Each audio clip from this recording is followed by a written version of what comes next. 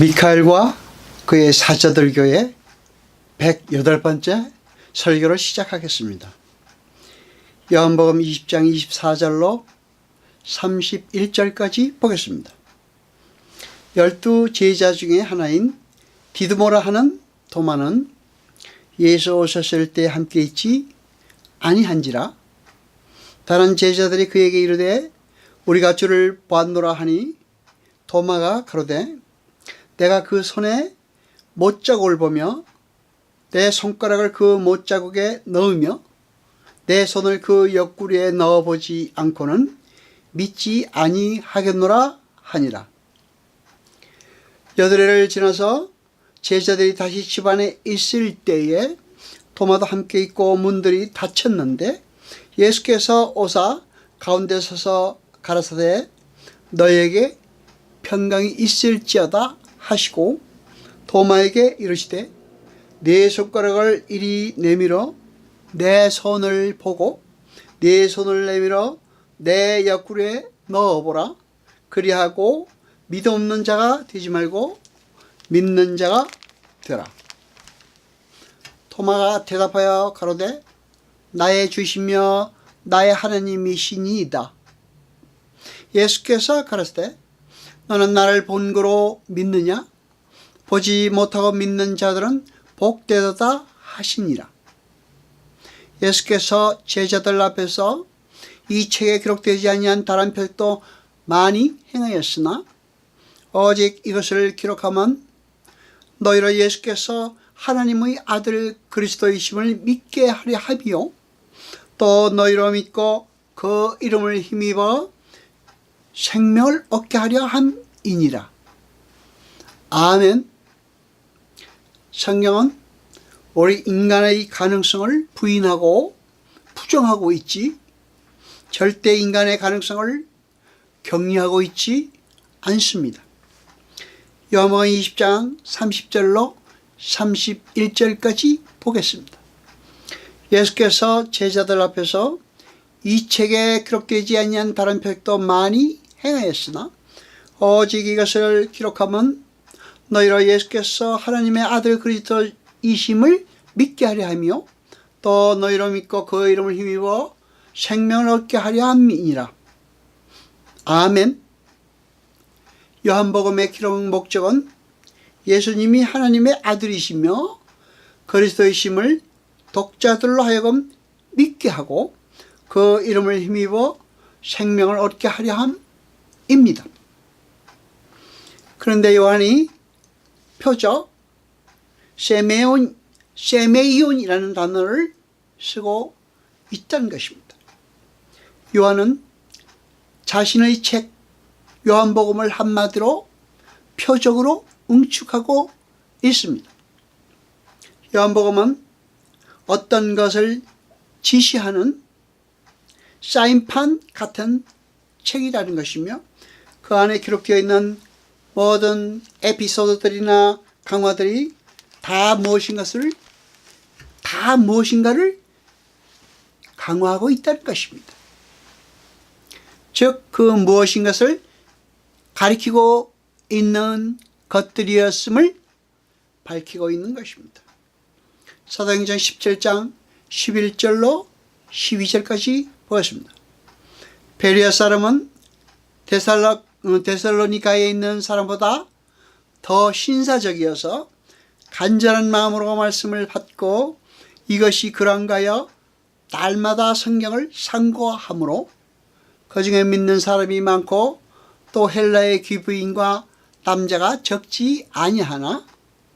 아멘. 바울이 함께 베레아를 가서 베레아 사람들에게 복음을 전했습니다. 11절의 말씀이 로고스입니다. 바울이 설교하고 복음을 전하자 베레아 사람들이 마음으로 그 말씀을 받았다고 합니다. 그런데 그 마음이 프로데미아, 즉 준비된 마음, 간절한 마음입니다. 진리를 알고 싶어하는 간절한 소원이 그들에게 있었다는 말입니다. 뭔가가 알고 싶은데 자기의 실력으로는 그 알에 대한 소원이 채워지지 않을 때에 그 사람의 마음이 프로듀미아입니다. 우리는 신앙의 여정 속에서 이성과 지성의 역할을 너무 경홀히 여기면 안 됩니다. 선지자들도 하나님의 말씀을 받아 예언하면서 그게 어떤 의미를 가진 말씀인지 부지런히 살피고 연구했습니다. 탁월한 기독교의 변증가 오스 기리스는 회의하는 용기라는 책에서 불신앙과 의문을 명확하게 구별하십니다.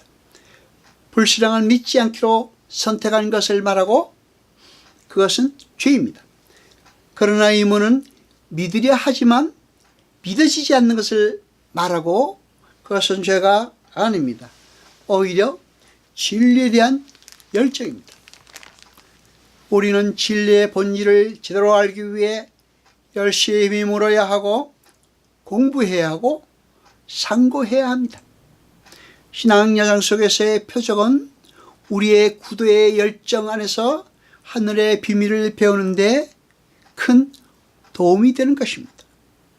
그래서 주님은 표적을 주어서라도 그들의 의문과 의혹을 메워주십니다.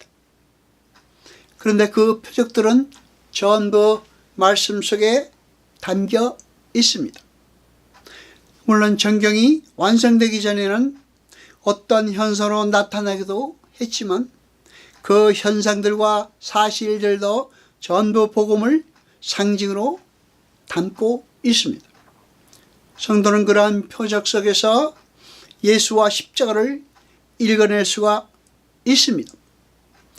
그러나 구원의 본질의 측면에서의 표적 구함이라는 것은 구원의 획득에 전혀 도움이 되지 못한다는 의미에서 표적을 주시지 않으시겠다고 말씀하신 것입니다. 요한복음 13장 1절을 보겠습니다. 6월절 전에 예수께서 자기가 세상을 떠나 아버지께로 돌아가실 때가 이른 줄 아시고 세상에 있는 자기 사람들을 사랑하시되 끝까지 사랑하시니라. 아멘. 예수님의 구원은 예수님의 사랑으로 시작되어 예수님의 사랑으로 끝납니다. 한번 택하신 당신의 백성을 끝까지 함께 하시며 당신의 주 되심을 그의 심정에 각인시키시는 것입니다. 잘 보면 예수님은 세상에 있는 자기 사람들이라는 어구 속에서 세상과 자기 사람들을 확연하게 구분하십니다. 그리고 끝까지라는 어구 속에서 예수님의 십자가 사역은 2000년 전에 한번 서고만 것이 아니라 역사 전체를 아우르는 것임을 알 수 있고 구원에 대한 예수님 측에서의 주도권과 완결성 또한 그 속에서 발견할 수 있습니다. 도마는 예수님에게 나의 주요 나의 하나님이시라는 고백을 합니다. 그 말은 믿음이라는 것은 내가 무엇을 보고 안 믿고 또 안 보고 믿고 해서 발생되고 격발되는 것이 아니라 주인 대신 예수님께서 주시는 것임을 고백하는 것입니다. 거기서 주인이라는 단어가 등장합니다. 믿음의 주인. 거기에는 아주 중요한 믿음의 원리가 또 하나 도출됩니다. 믿음은 우리 인간 측에서의 결핍의 부분을 찾아서 그것을 채우는 방식으로 완성되는 것이 아니라 믿음의 주인이신 예수님의 의지에서 거저 한 번에 주어진다는 사실입니다. 히브리서 12장 2절을 보겠습니다. 믿음의 주여 또 온전케 하시는 이인 예수를 바라보자. 저는 그 앞에 있는 즐거움을 위하여 십자가를 참으사 부끄러움을 개치 아니하시더니 하나님 보좌 우편에 앉으셨느니라. 아멘. 보시다시피 믿음의 통치자, 즉 믿음의 시작과 과정을 주관하시는 분은 예수님이십니다. 그리고 그 믿음을 온전케 하셔서 완성시키시는 분도 예수님이십니다. 이것이 오늘 본문에 나오는 보지 않고 믿는 믿음의 실체인 것입니다. 도마는 지금 보고서 믿겠다고 부활의 주님을 기다렸습니다. 그런데 그의 봄의 행위에 앞서서 예수님과의 만남이 일어났었고, 예수님과의 만남이 일어나자 그 믿음의 주인에 의해서 믿음이 들어와 버렸습니다. 그것이 십자가 완성된 복음인 것입니다. 요한복음 20장 29절을 보겠습니다. 예수께서 가라사대 너는 나를 본거로 믿느냐? 보지 못하고 믿는 자는 복되도다 하시니라. 아멘. 여기에서 주의해야 할 것은 도마는 보고 믿은 자이고 우리는 보지 못하고 믿은 자라는 잘못된 부분입니다. 이 세상 그 누구도 자신의 오감의 인식을 근거로 해서 믿음을 받을 수 있는 사람은 없습니다. 예수님 지금 도마에게 너는 나를 본거로 믿지만 그것은 한 수 아래의 믿음이다 라고 말씀하시는 것이 아닙니다. 그리고 이제 보지 못하고도 믿는 사람들이 나올 텐데 그들이 진짜 복을 받은 사람들이라고 말씀하시는 것도 아닙니다. 도마를 비롯한 모든 하나님의 백성들은 하나도 빠짐없이 모두 보지 못하고 거저 믿음을 선물로 받은 이들입니다. 도마도 예수님의 부활을 못 본 상태에서 예수를 믿게 된 것이고 우리도 예수님의 부활을 말씀을 통해서만 전해 듣고 믿는 자가 된 것입니다. 예수님 지금 도마에게 네가 나를 본거로 믿는 것이 아니라 내가 너를 만나러 오자 내가 너의 주인이며 하나님 것을 고백했다. 그것은 본거로 믿어진 것이 아니라는 것을 네가 더 잘 알 것이다. 하나님의 복을 받은 자들은 하나님의 백성들은 바로 그러한 모양으로 구원을 얻게 될 것이다 라고 말씀하시는 것입니다. 구원은 발전하는 것이 아니고 부흥하는 것도 아닙니다. 그 자체가 완성품이며 완료적입니다. 그러니까 성화의 개념 또한 우리가 발전되고 향상되는 것이 아니라 그 자체가 완성품이며 완료적인 것입니다. 이미 종결된 것입니다. 그것이 복입니다. 그러니까 성화의 개념 또한 우리가 발전되고 향상되는 것이 아니라 새로운 피조물로서의 원래의 우리 모습을 찾아가는 것입니다.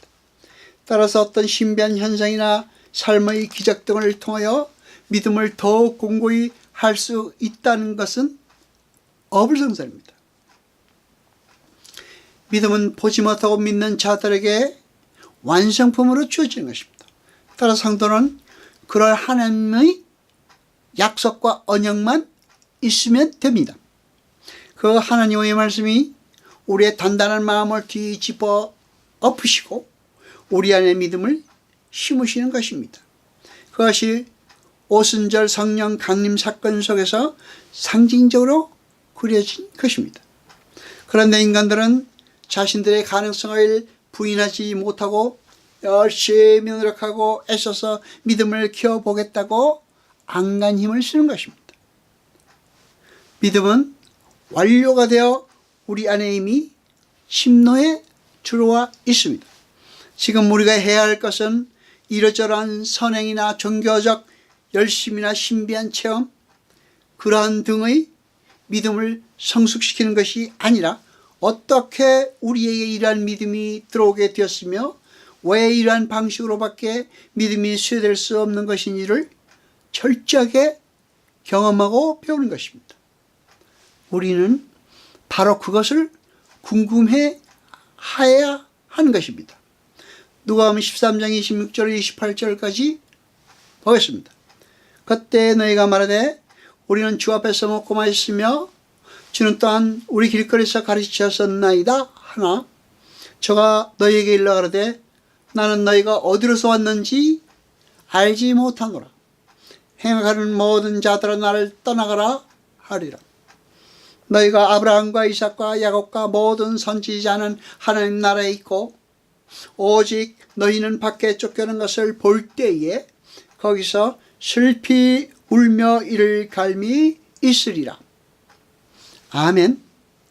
예수님을 직접 보고 예수님과 함께 먹고 마셨던 수많은 본자들이 예수님에게 버림을 당하는 장면입니다. 우리는 어떠한 사실 앞에서 그 사실을 바라보는 것이 아니라 예수님을 바라봐야 합니다. 그리고 그 예수님께서 완료하시고 종결하셔 우리에게 선물해 주신 구원과 영생의 안경을 통해서 현실과 사실을 바라봐야 합니다.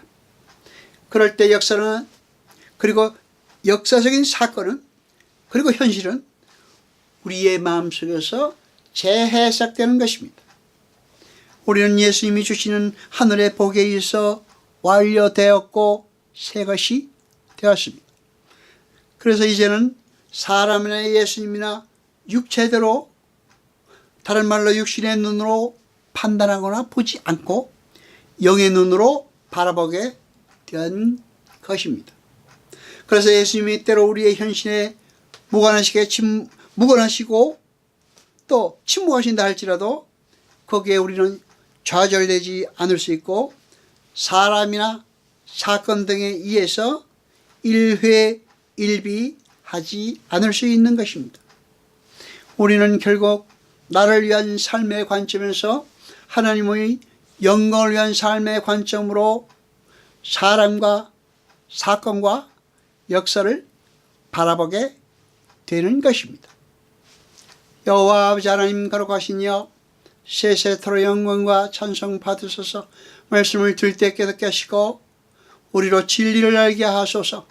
이 모든 것 감사드리며 우리 주 예수 그리스도 이름으로 기도드리옵나이다. 아멘.